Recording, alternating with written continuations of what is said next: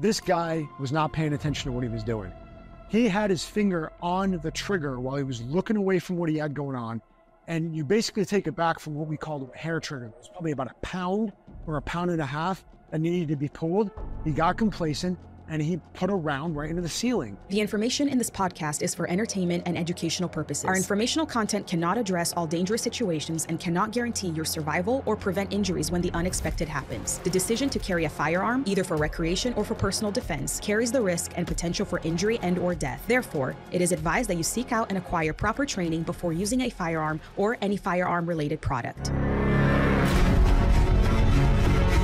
What are some self-defense techniques? What would happen if there was a global internet outage? What should I do if I hear shots ringing out? Or what I should do if there's a major terrorist attack? What should I have? What's the best? What should I do? What does that look like? What would you recommend? Is there anything I could do?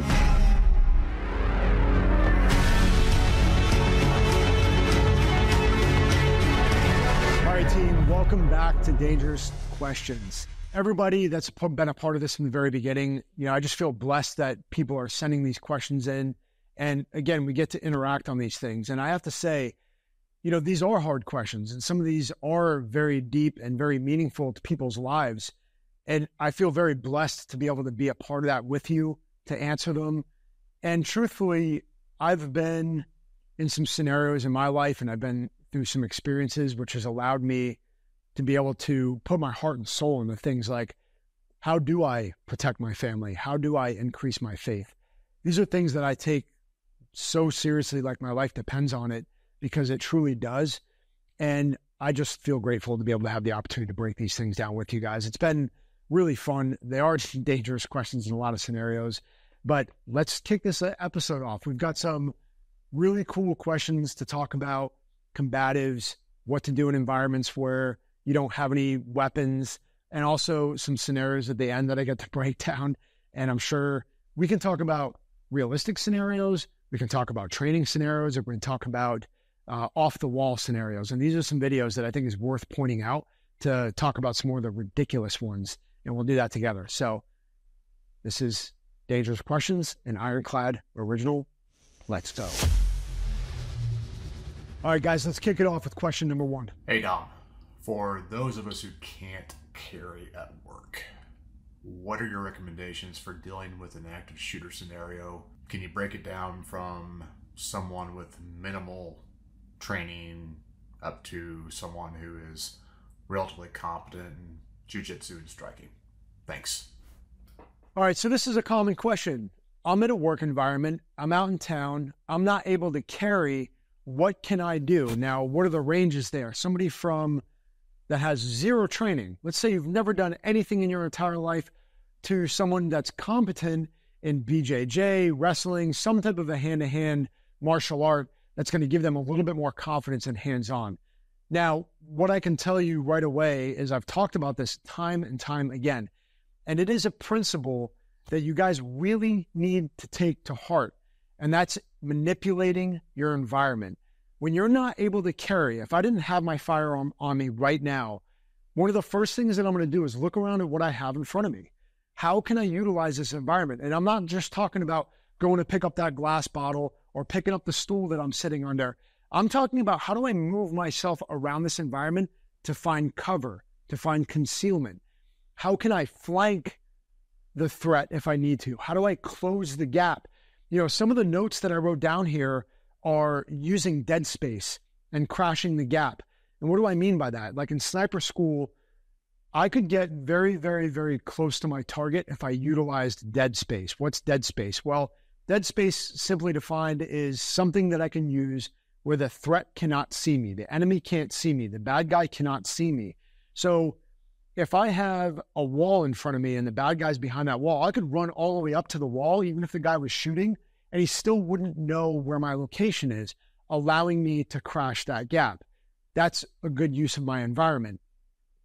You don't need skill to know how to do that. You can clearly see that this is an obstacle. I can get up close and then use whatever hand skills that I can. Instinct is going to be your friend. Somebody with zero training, I don't need to train somebody to save their child from falling off of a cliff. Your child doesn't fall off of a cliff every day, but you don't need to be told to reach out and grab them in a split second, to grab their arm or their shirt or their leg to stop them from falling from their death.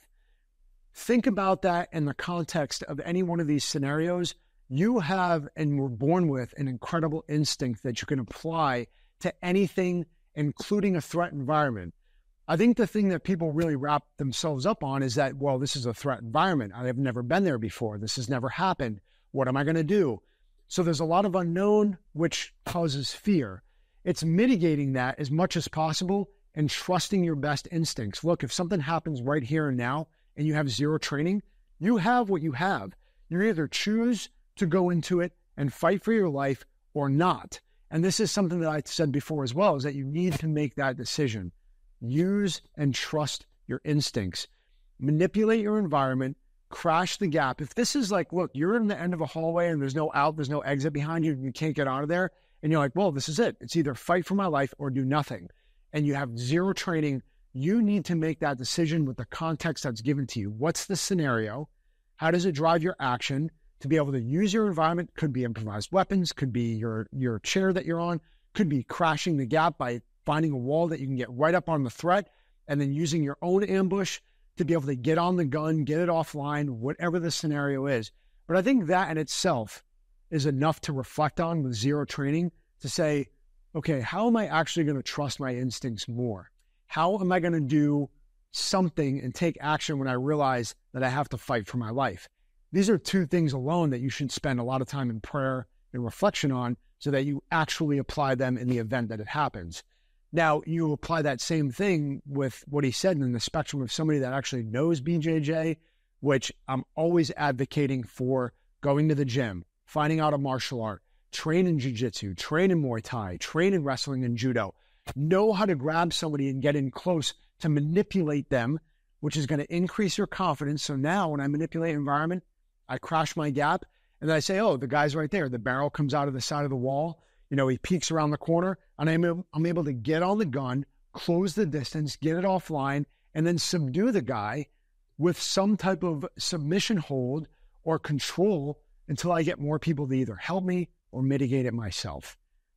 If you have good training, you're going to be able to get that gun offline and get that guy controlled very quickly, which is why training is priceless. So it's a spectrum, and these things that can be applied, these principles, training or no training, can be applied to everybody. It's a great question, and honestly, something I could sit here and talk about all day, but I want you guys to chew on those few things for this question, and hopefully that answers at least the surface level of what you can do if something went down right here and right now. Great question. Let's get to the next one. How should you train and prepare for a low light scenario? What equipment do you recommend? I'll just jump to my A+ answer, okay? And this is assuming that I have a firearm, right? And this guy that asked this question might not have a firearm. So we're talking about a low light scenario, and I have 0 weapons. Let me jump right to the A+. The A+ is that I'm carrying, and I have a weapon-mounted light. The first challenge that I often find with that, being a professional, loving and knowing gear, is that it is very difficult to find the perfect solution, the perfect light and the perfect holster to all go together.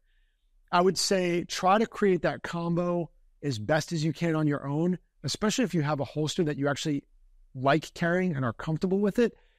Great. Now you have the solution right there, weapon mounted, and it's a light that you can access immediately. So I choose to draw, now my light's out.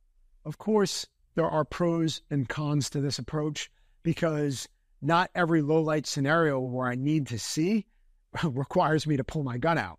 So you can see the challenge with that, right? If I just need to see something and it's a low level threat, I don't necessarily want to be drawing my gun in that environment. So the A- answer is really having a gun and then a light that you could use simultaneously. There are pros and cons to that as well. I could use my light for a low level scenario, but then I could draw my gun and use them in combination. But now I've lost weapon manipulation. I've lost a little bit of efficiency with really getting a good grip on my firearm. Of course, those things can be mitigated through great training, but I'm just painting the picture with you on how these things can benefit you and how they won't. Now, I'm going to get into the third point, which is why which is really what I think about on a scenario basis, is there were environments I went in where it was pitch black, no illume from the moon, and I could barely see on nods already. So it was dark as it was. You really did need white light in those environments where I was going to see anything. Most environments had some type of ambient light, whether it was moon. I mean, you walk into any house nowadays, you have LEDs lighting up all over the place. Just the Roomba that you have in your room has a green LED that I have to tape up if I'm sleeping in my room. My point is, most rooms you walk into have some type of LED light, computer, ambient light on your coffee machine. There's something there that allows you to see what's going on. And again, if you know your environment better than anybody else, you have the advantage as well. If you can see the bad guy, they could probably see you, and vice versa. So thinking about an environment where it's totally blacked out, if I took all the lights down in here right now, if I can't see the bad guy, he can't see me either. And there's an advantage to that. So knowing the advantages and disadvantages to each one of these environments is also another tactic. So if there's an ambient light environment where I can see the bad guy and he can see me, and I haven't had to pull out a light yet, then I'm not going to put a light on the environment where I'm already causing a shadow and then drawing more attention to myself with that light. This is all knowledge for you guys to kind of chew on. I know it can be a lot for the untrained person, and somebody that has a lot of reps of this is going to know what I'm talking about right away. It really does come down to the scenario. I want you guys to be prepared in a low light scenario. You should always have a flashlight, whether it's mounted on your weapon, but then you have to realize that you're not always going to be able to pull it out.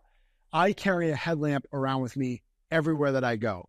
I think having a hands-free headlight and headlamp on you is better than probably 95% of the other options out there, because if I really need it, I can pull it out, get it on my head, work hands-free. That's not specific to pulling a gun out and saying I'm going to aim at something and get the light up right away. And that is the extremist scenario, which the pros are going to know what I'm talking about. When you need it now. I need it on my gun, I need it on this guy, and I need to be ready to pull the trigger. You have to prioritize these things according to what your lifestyle is, what the threats are in your life, and how to apply them appropriately. My goal is to give you knowledge right now. What I want you to do is have a light. Low light provides challenges. Having a light on you creates solution. If it's an extremist immediate threat that happens right away, remember, if they can't see you, you can't see them. Now you add a light to that environment, you add something of ambient light to that environment. Now, can they see you and can you see them? And what are the advantages and disadvantages tactically to that? And how can you apply them to mitigate anything that would happen that further complicates the scenario? I want you guys to be armed. I want you to be ready to go. Think about these things again and think about how you're going to apply them. I like to train for these environments exactly like that. If it's pitch black and a threat presents itself and they start shooting, well, they can't see me. So I'm going to be very patient about how I put myself into a different scenario. Last thing I'll say, not to get long-winded on this point, if you're in your home, visualize being in your room in bed at the end of the night and it's pitch black. If the door gets kicked in, say you have a door right at the end of your bed, right? You have a sliding glass door and somebody breaks that in. If it's pitch black and they can't see you, I'm not necessarily going to be in a rush to go light up my environment if I'm not in the best position possible. What I mean by that is, have you gotten your fighting stance yet? If he just broke the glass and is standing there and doing nothing, why do I want to start going to light it up to even let him know that I'm there? If he just breaks the glass and intends to break in, thinks nobody's home, and he's just going to come in and pilfer my home, well, I'm going to very slowly, like, oh, that was interesting. I'm going to get up, wake up, shake it off, put the code in my safe, pull my gun out, get in a good fighting stance, try to see what's going on within an ambient light. If I don't have anything at all, right when I'm ready, then turn the light on when I'm ready to move. And even if he starts running away, maybe I can get to the window to start panning to see what he's up to, or if he has a firearm, or what his intent is. I'm just trying to paint a picture for you for a scenario. That way you can understand all these things are applied differently, but I train for those things. You know, if you're in bed on the floor at night, and this is why we do scenario training all the time, is that the lights are off. Something goes crash in the middle of the night, and then I have to do exactly that, work through my processes, escalate force appropriately given the scenario. There's a lot here with low light information, and the best thing to do, just like the beginning of the video says, just like I say all the time, get solid training. Find a reputable teacher and take a low light course. Your whole mind is going to be changed when you eventually do that. So go out of your way to do that. Hopefully that helps you guys out a little bit in the low light scenario. Make sure you've got a flashlight. Make sure you seek training. And great question. Oh, one last point.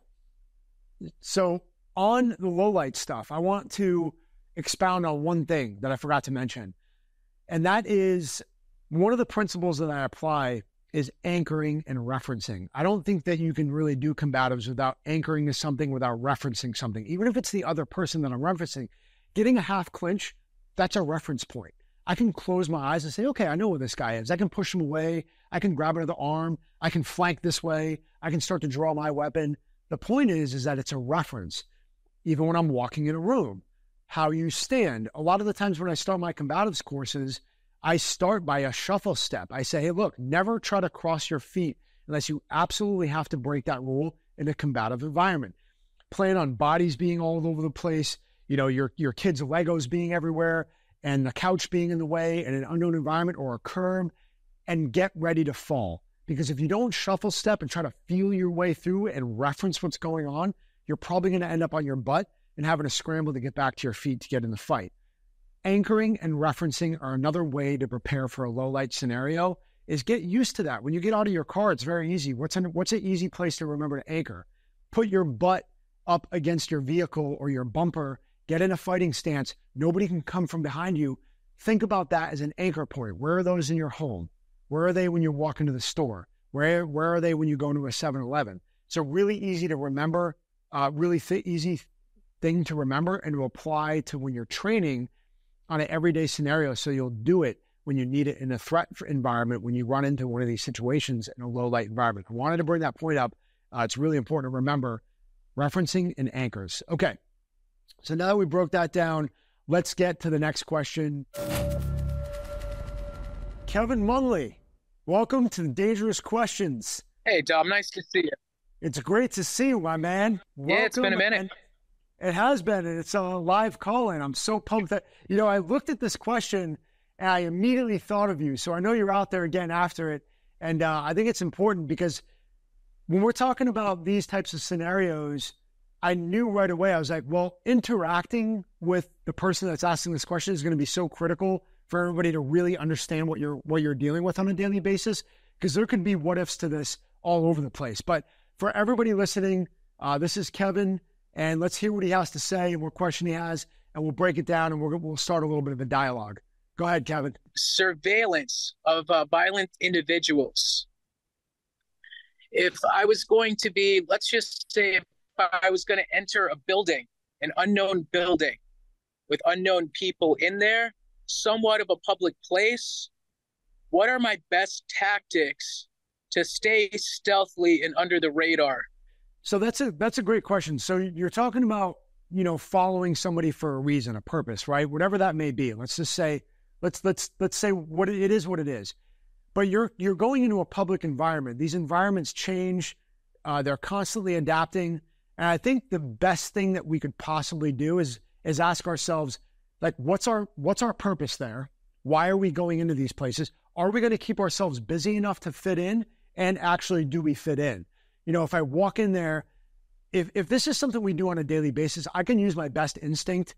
And if I walk into a coffee shop and all of a sudden I feel out of place and I've got eyes staring at me, I might not be able to hang out there very long. I think that you have to be good at adapting immediately to say, okay, he just went in that store. You have to be able to make up a purpose of why he's going in there. If he goes into the barbecue joint and he's walking in there to order food, right? Well, that's a small place. And it's going to get really tight really quick. But can you press into that space to find out what he's doing, what he's up to? Should you even go in there? Should you wait? I think it's really identifying the public place that you're entering and if it's worth you getting that close. You kind of have to understand that parameter. There's all different levels. Is if this is an intense follow that you have to get this guy right now or he might squeeze out the back door, well, then you have to stay with him and stay on him. I mean, maybe you can paint the context for me of a situation that you've been in And we could talk about that a little bit more. Well, there's two separate scenarios. One is I'm a private eye and I have to do surveillance on people. So there is that first scenario where they can go into the restaurant and I can wait for them to leave. If I'm doing more bounty hunting type stuff and there's a bounty, it's where can I nab this person when they least expect it while not getting pummeled by everybody around me potentially. Yeah, so the scenario where you can wait for them, obviously, you want to use that to your advantage. Some of the follows and surveillance that I've done in the past, it takes weeks to develop something. So it's not like I'm going to rush to go into a place. If I see him going to a coffee shop that he is used to going in, I'm not going to go rush in there and sit down with him. I'm just not going to do it. I'm saying, hey, why burn my identity or get too close when I can pull back and kind of let him sit for a while? The other scenario where you're waiting to do it where he least expects it, basically you're waiting for a vulnerable scenario. And it's a great point that you brought up. There's all these other variables out there that you have to be concerned about. Are there bystanders that are going to stick up for this guy? Are there other people that aren't going to know what's going on? So you really do have to be an opportunist when you look at at what point is he going to expose himself to be vulnerable, kind of have his guard down, and so that you can approach him very directly or indirectly, whatever tactics you use to say, okay, now's the time. Hey, listen, maybe it's at a gas station, where he's filling up and he's going in like, hey man, been waiting for this moment to be able to have a conversation with you. I finally caught up to you. Happen to notice you here. How's your day going? I just want to, explain the situation and where you're at. Do it in a way that drops their guard, but also allows you to do what you need to do best. And that's an opportunity. I have to wait for that. I don't want to do it in a crowded area where there's a bunch of variables. I have to watch my back. The other thing that I was going to bring up to you was, do you have a buddy? Are you with somebody else? Who is your partner in this to make sure that they have your back? Usually as a private eye, nobody but my dog. And then if I was doing bounty stuff, I'd always have a second person. You can't go in alone with that. It's really, really dangerous to go in alone. There's too many variables where it could just go wrong. Yeah, and there's my point. I'm not sure, doing the surveillance stuff is a little different because you do have to fly under the radar. Having almost like a QRF, or somebody that you're working with, that's certainly what I would do. I would say, hey, if I'm working in this proximity and there's any type of secondary threats, is like, who do I know in the area? Or who can I have on call? Or who can I have at least a few minutes away to say, hey, listen, I need your help, or this looks like it's going to go sideways. Come give me a hand. And that can get complicated, but it might be worth it. In the scenario where you're doing the bonds and you really need somebody, having a good buddy and a good backup, somebody at your shoulder, is going to be critical. You absolutely need that. The surveillance piece or, approaching somebody or what tactics can you apply in these environments? I really do think it comes down to each situation. But the one thing that I would always keep in mind is, what's the level that you're trying to engage? Do you need something right now? Do you fit in that environment? Can you on the fly come up with something purposeful enough to be in there for? I don't want to go out there and stand out like a sore thumb. I really want to go in there and blend in, because that's going to allow me to do more. The more I can stay in the shadows, the more I'm going to be able to expose and stay out on the edge. Obviously, there's a lot of different methods that you can apply to this that I'm sure you're doing, but just knowing how much to expose yourself and is it worth it? The other scenario is just make sure you have somebody with you. The other note that I wrote down was, these guys, a lot of the times they have little to lose, where, you have a lot to lose. You have a lot on the line. So things can change for you in an instant. And I know these guys, I know the life that they're living. They feel hopeless in a lot of cases, where this is it. They're willing to lay down everything for this one scenario. So I think your ability to really bring the human element and try the best you can, you're not always going to be able to do this, but can you bring a level of faith and understanding to these guys to at least give them a chance? And if that goes sideways, well, then you're resorting to the last case scenario where you do have to fight or you do have to engage. You just say, this is it. And we're always going to talk about training, right, Kevin? We're going to talk about Brazilian Jiu-Jitsu, judo, grappling, stand-up grappling and training. Like, that's something that's irreplaceable. It's priceless. So if you have to engage in these scenarios, you're not doing yourself any favors not training. So I'd hope that you're continuing down that path of strengthening all these tools, because that's what's going to help you mitigate it. Weapons can come into play here really, really quickly. Improvised weapons, blades, guns. I mean, I hope that it hasn't happened, but I would expect it to. If this is your job, this is the profession you chose. I found the better trained, the less of a chance there is for violence. It's almost like other people know that you just know what you're doing and you're a professional. It mitigates a lot of it. There's no substitute for not being proficient if you need to wield violence. The more prepared you are to wield violence, the less of a chance there is you'll ever have violence. At least that's been my outlook. No, you're absolutely right. And there's a lot to that. You know, the guys that I've trained with, you know, pre-fight indicators, you know, pre-fight, talk about training with Tony Blair, all these other guys that I've trained with in the past, you are now training to see these things before they unfold. You know, I've gotten a fight with somebody before, and he reached back and he pulled his bike lock off of his bike and he wrapped it around his hand. And I'm like, oh, well, Yep. you're clearly going to try to use your right hand. And he loaded his right hand up. And I'm like, now I already know that you're going to fight. I mean, that's a very, very, very easy telltale. But the more training that you get, the more you can see these starting to happen. And you can actually get them to mitigate it before they even know. People that are starting to get aggressive, you're like, hey, look, we don't need to go down this road, right? I can already tell that the guy's ramped up. But you're going to have a level of confidence to be able to put yourself in the best position. Even flanking, you know, how do I just get offline just by one step? How does this put me in a better scenario where now the car door is one more thing he's got to fumble over to get to me. I'm going to step to the left. I'm going to put my car door between me and him. So when he moves, I already have something to slide off of and use to crash the gap. You're absolutely correct that the highest levels of training mitigate most of these scenarios right from the very beginning. So it begs the question, why anybody else out there wouldn't train if this is a concern of theirs. Because by having that confidence and having that training, by having a level of awareness, you see things coming like, wait, did that guy just grab a gun or did he just grab a blade? Maybe I'm going to approach things a little bit differently now and kind of start thinking about how I'm going to escalate or de-escalate force. When the untrained eye just wouldn't pick up on that. Yeah, the hands training is key. Always knowing where somebody's hands are at all time. I did a pickup at a trailer with my buddy. He was on one side of the trailer door. I was on the other.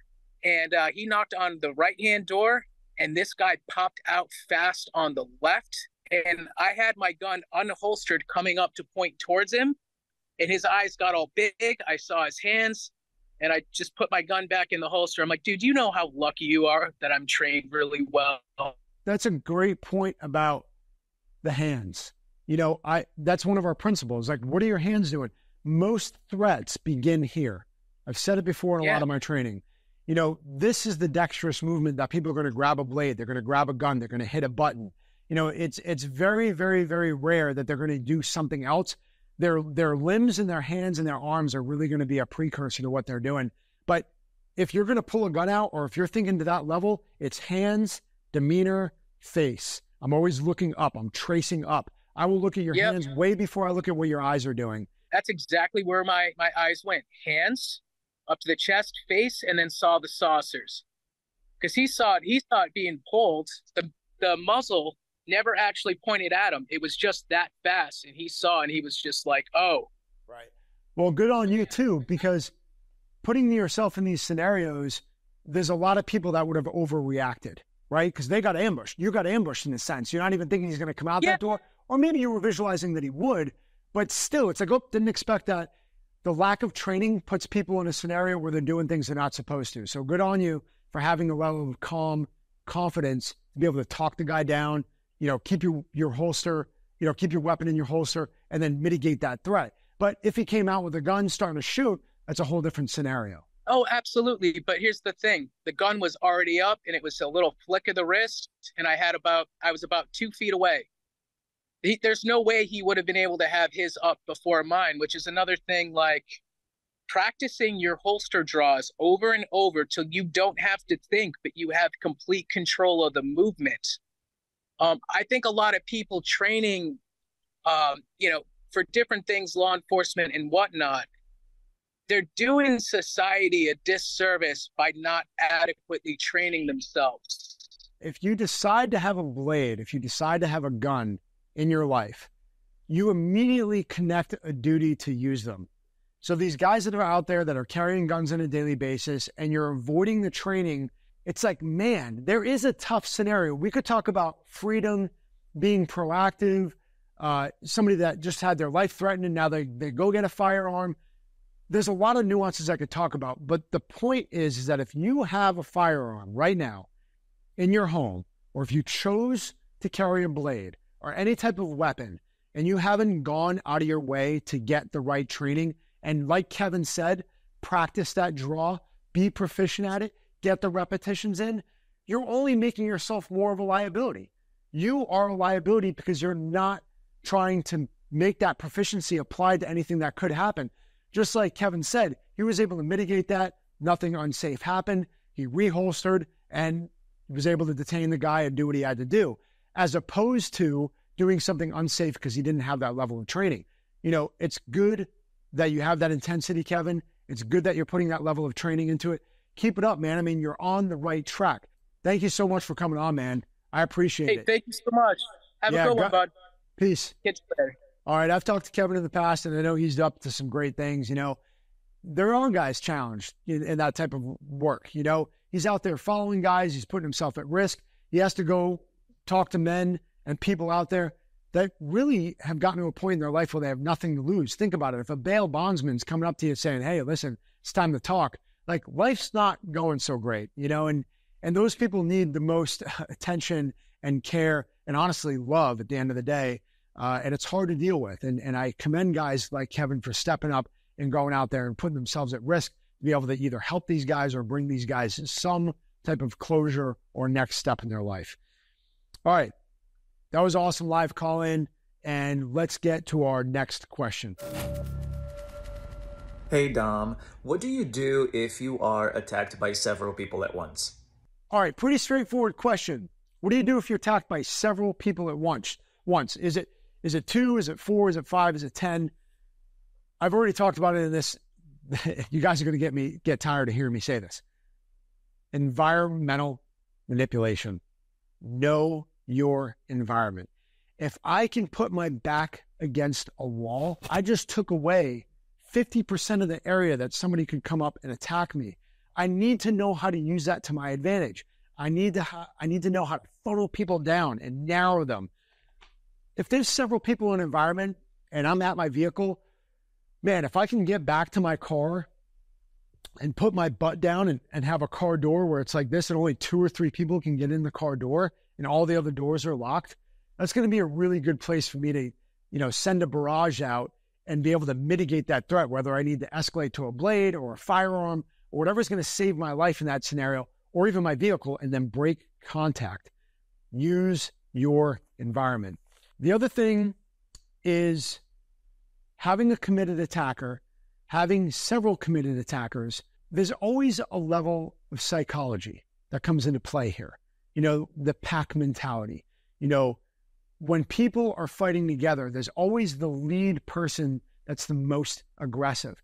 I've talked about this in an episode that I did on Media Lab, where we talked about the Jack Reacher movie, when he's out there and the dudes walk up to him and he's already visualizing in his head. He's already knows. It's like, okay, this guy's the loudmouth, right? That's leading the pack. So if you take him down, and typically that's what happens, cut the head of the snake off. What does everybody else do? They're like, oh, wait, do I really want to do this? Did I really want to be here? I kind of got pulled into this. Or maybe there's the secondary guy that's super loyal that will have his back for a time. It's understanding that breakdown, if you're able to see it, will help you in a fight. Violence of action, if I know that this is an imminent threat, multiple people come up to me. I'm at a gas station. Let's use an environment everybody knows. And I turn around, and because I was unaware and I wasn't paying attention, I've got 5 guys lined up. One of them is going to be the front guy. And they're already starting to ask for something. Maybe it's my car keys. Maybe they really like my truck and I want to go take my Toyota Tundra for a joyride. Okay, well, whatever it is that they came there for, there's something that interaction is demanding. And now I have to make a decision. Is this something I can break contact from? Let's go down the path of the answer is no. You can't get away from this. These guys are not going to let up. Your wife has your keys. I don't know why she would, but my wife has my keys in her purse, and now I am stuck here at the car having to make a decision. That imminent threat now needs to be dealt with, and I am going to fight for my life because I want to mitigate that risk to me, my family, my wife, my kids. I am going to crush whoever is in front of me first. They're going to get every bit of me that I could possibly muster in my body. And the point of doing that is to create momentum. That's another principle here. If I lose momentum and the momentum is on their side, that's not good for me. If you end up in this scenario, guys, you have to make the decision to fight with everything that you have for your life and create that momentum, because we know that if we get on our heels and the momentum's on their side, what happens? I get curb stomped. Somebody soccer kicks me in the head. Somebody pulls out a gun and ends my life. And now I'm gone. My kids don't have a father. My wife doesn't have a husband. And my father doesn't have a son. And I'm gone forever. And I did that because I didn't choose to fight with everything that I have to mitigate that. There's a lot we can do with turning the momentum into our favor and trying to break contact. If we know we go over that line where the threat is imminent, it's time to give it everything we have. And crushing that guy in front of us will give us a little bit of momentum to get to the next step. To be like, okay, what's next? Is it another guy? Do I have to keep moving? Do I have to break contact? You know, my multiple attacker scenarios that I use, you can see that by fighting for your life with everything that you have and creating momentum will actually allow you to get out of that scenario or break contact enough to survive. Exposing ourselves to different environments matters as well. If I can break contact and avoid them, of course, even just like Kevin talked about, that's the route I'm going to choose. I have something to lose. I don't want to expose myself to that. As we layer these things, awareness to avoid the scenario, blade to mitigate threat and have a get off me tool and mitigate that with a force multiplier, a firearm. If I have a firearm, there's so much I can do with that with multiple attackers. Even if I'm ambushed, boom, I turn around, there's 10 guys. I'm pinned up against a wall. That's why we practice our combative draw. I'm pinned up against the wall. My life is at risk. My kids are buckled in. I do my dynamic and combative draw. Boom, I get my gun out.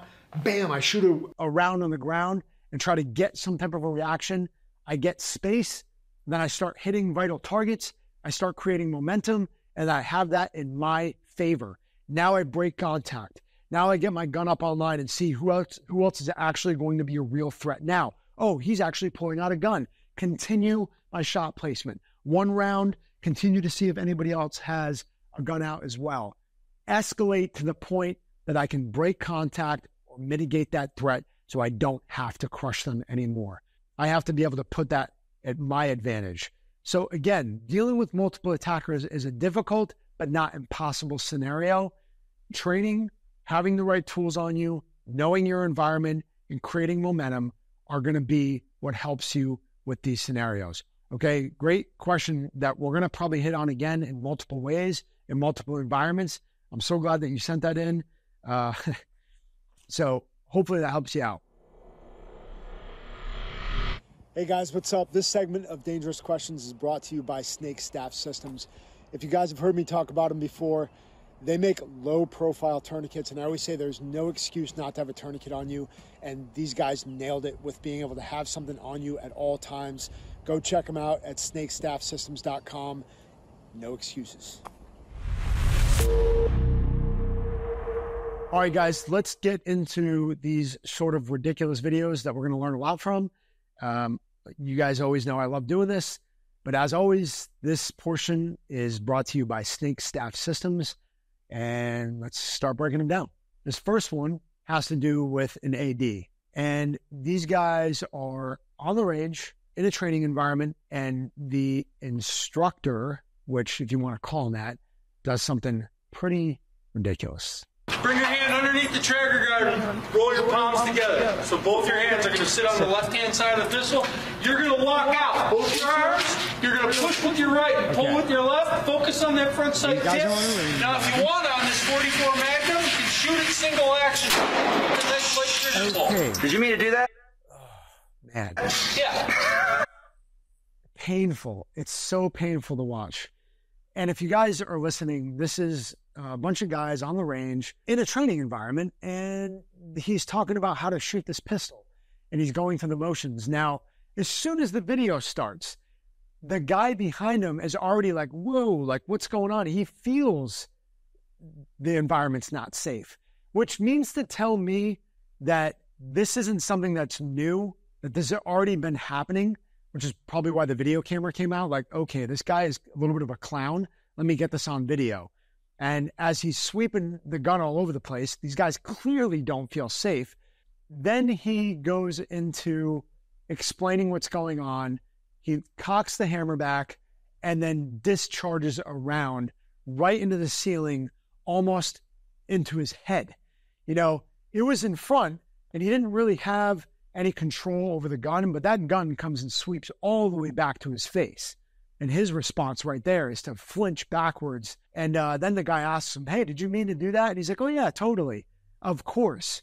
And that's a totally. You know, this environment where people are learning is so critical to know your firearm safety rules and know what you're doing, to know the firearm that you're teaching on.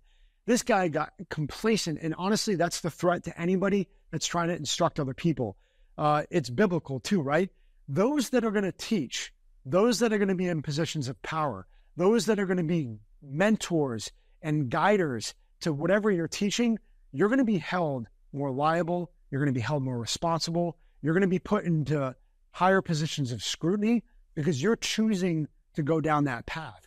So this guy being responsible for whatever these guys are learning, and this is part of my fear for what people are learning out there, that garbage that's on the internet, the garbage that's on YouTube, careful what you consume for information. This is just one opportunity to learn from. This guy was not paying attention to what he was doing. He had his finger on the trigger while he was looking away from what he had going on. And you basically take it back from what we call a hair trigger. There was probably about a pound or a pound and a half that needed to be pulled. He got complacent and he put a round right into the ceiling. If I ever did this, guys, if this ever happened in a training environment, I'd pretty much fire myself at that point from that career path, because it just shows the level of complacency that I am not in a position to hold the responsibility of teaching other people. I need to hold myself and everybody else to a higher degree. If you guys have ever been to any of my courses, you know how serious we take this. There's no joking around. It's complete serious behavior, because I need to know that you're going to take it that way, because this is what can happen. Lives are lost. People are seriously hurt, as we're going to see on some other videos here shortly, that this is not stuff to fool around with, and it really is inexcusable. So hopefully this guy's not teaching anymore, and he's gone through a long remediational path to be able to get back to a point where he should be in front of other people teaching. You know, these guys are laughing about it, but let's be honest. If we're responsible and we're on the range, and even if you guys are learning from somebody else, if you get across somebody like this, you need to stop the training environment immediately. Say, hey, ceasefire right now. I'm not comfortable with learning from you anymore. If I'm already bobbing my head back and forth, that's not funny. It's not time to pull out a camera and say, like, what other stupid things is this guy going to do? That's time to say, ceasefire. You need to get off the range. I don't feel safe around you, and walk away. Because if you don't, and you don't take it seriously, you're going to end up getting somebody killed. And that's just me to you guys saying, this is my life. You know, I've spent my entire career taking this stuff seriously to hopefully bring value to people. And I hope that somebody watching this video has their lives saved because you said something. You were the one to take action and say, hey, all stop, ceasefire, get off the range. This isn't cool. So at least we can take anything away from this is to be bold. Don't sit there with your mouth shut knowing that you should say something. If it doesn't feel right, use your instinct, get out of there, stop the training environment, and do something about it. Hopefully we'll learn something from that. I'm sure some of you guys have seen this video before, but it's worth noting. Clowns on the range. Know your safety rules. That's the last point that I'll bring up on this, is know your safety rules with firearms. These are life-taking and life-saving devices. Have an extremely high and growing level of awareness. Treat every single gun, no matter what, like it's loaded and ready to fire.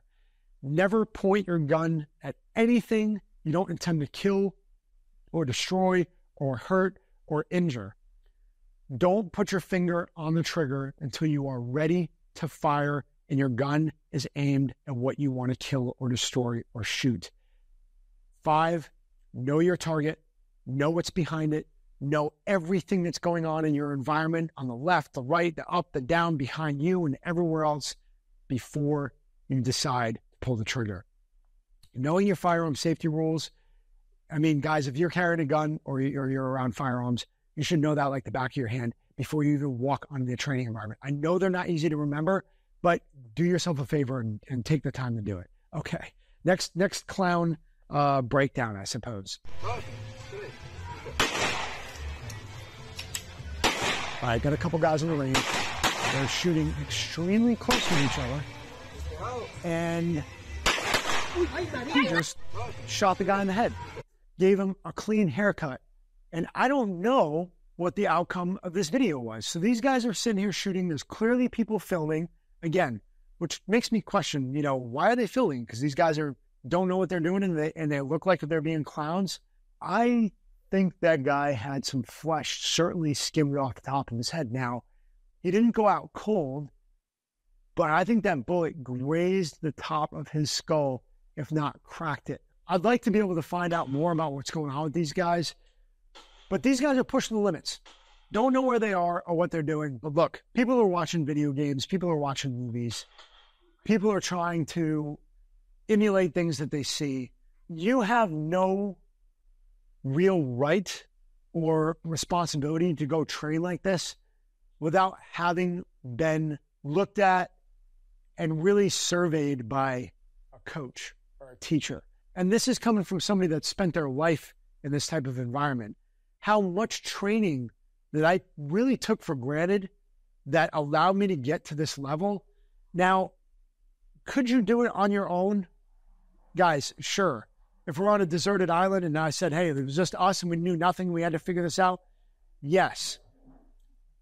But seek coaching. Seek a high level of training, because coaches are going to see stuff like this and be like, you're getting way too close, way too quick. You're not responsible enough and prepared to carry this level of responsibility. Your level of responsibility, your buddy's life, your family's life is literally in your hands, and that guy just almost got killed. He is lucky to be alive. That guy didn't just take his head clean off. And if you're not at that level of training, you have no right to try to push that limit. Don't take good coaching and good teaching for granted. Go get coaching and teaching from people that know what they're doing in these level of environments. That closeness takes a lot of repetition, guys. I'm telling you right now. To be able to work off my buddy's shoulder, to be able to get them so close with my muzzle, with my safety off, my finger on the trigger, that's what tier 1 level operators do, because we do it day in, day out, every single day. We know what our buddy's shadow looks like. We know how to be disciplined enough in those environments. And honestly, if I can see complacency from a mile away, and in my courses, if you've ever been to some of my combative pistol courses, you know the drill that we do in the very beginning that helps us identify very quickly those that are not capable of doing this drill, those that are way incompetent to be able to keep up. You have to practice all of your senses. Can I see? Is my peripheral vision on point? Am I predicting what's going to happen next? Can I understand where his muzzle is going to be? All these factors that come into play for these types of environments. Don't go push yourself to this level if you have not got proper training, guidance, and teaching. Please, for the sake of your buddy, the people's lives around you, all I can say is that if you haven't been properly exposed to this stuff, don't go trying to do it at home, because you can get killed or take somebody else's life, and they have to live with that for the rest of your life. There's a certain time and a place to push the limits.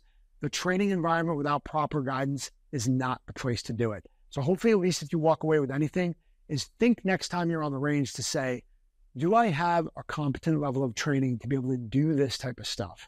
Do I feel like I should be doing this? Have I been coached appropriately to allow me to say yes? I trained with Dom, and Dom approved of me getting to this level because I know he knows what he's looking for. I can identify and predict way down the road if you're going to be a liability and put somebody at risk, which is why we push the areas of training and a lot of different dynamics that are hard to explain just on the simple video. But if you ever come to CQB or home defense with me, you understand really quickly what I'm talking about. Let's see what we've got next. The next one is also another training environment. And again, this is just being aware and being smart. You know, a lot of people out there goof off and fool around on the range. And if you're ever with me, I am not one to fool around. If you're going to fool around and you're going to go think that you're going to do anything stupid or silly, if you invite me, I'm going to put a stop to it, and we're going to train seriously, especially when firearms are involved. So anyway, let's get to the next video. Got a guy on the range, behind a tree, and I see target in the background. Okay. So if you're listening, he was aiming at a fridge that was, I don't know, probably 150, let's call it 150 yards away. He shoots the fridge blows up. The whole entire door to the fridge comes blasting back at him at an extreme velocity that very easily could have injured or killed somebody. I honestly, I can't stand tannerite. I think it's stupid. There's a time and a place for it where we're trying to identify a target or you're taking a long shot and you want to have an effect. I think it's all show. I think it's almost useless at this point. There's a lot of other ways to identify whether I hit a target. So great. You want to use tannerite, play around, you know, it's just not the place for it. And it's things like this where guys are trying to stuff the tannerite in the fridge and do something silly with it. Why? That's my question to you guys. Why? Because it's funny, because it's goofy. You're trying to get a rise on somebody. If I'm on the range and I'm training and I'm shooting, it's just not the place to screw around. And I tell that to my kids. I tell that to anybody I train with.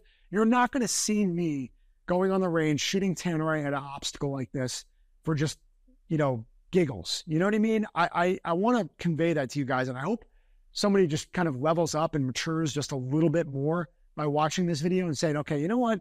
We probably don't need tannerite. I know everybody thinks it's fun. It's like a cool thing to do. But what's more fun is leaving the range with a high level of proficiency and knowing that your skills are sharper and you've refined your marksmanship and your weapons manipulation and your disciplines as you walk off the range. You know, I guess for you guys that are instructors or putting on an event or doing anything else, you just ask yourself, why? Why am I using tannerite? Why do I feel the need to make something blow up?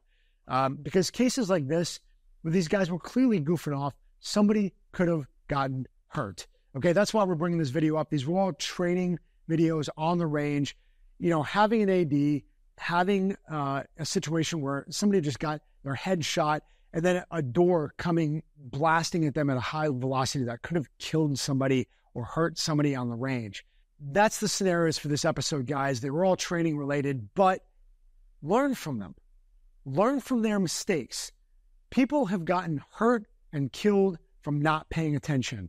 You guys know that I take this stuff seriously, and I want you to as well. Remember, our whole goal and purpose for Dangerous Questions is that you become more of an asset, not a liability. You become more of a tool and a weapon for other people around you that could help and save lives. We're doing this together, guys. And like I said in the very beginning of this, it is a blessing to be able to take my life experiences where I've seen guys die, lose their lives, almost get killed myself, spend years of my time researching how to better our life in this training world and in application to the real world environment. That's what we're here for, guys. And we're doing it together. I hope you guys got something out of this episode and made you more of an asset. Thanks for watching Dangerous Questions, guys, an Ironclad original. God bless all of you and see you on the next one.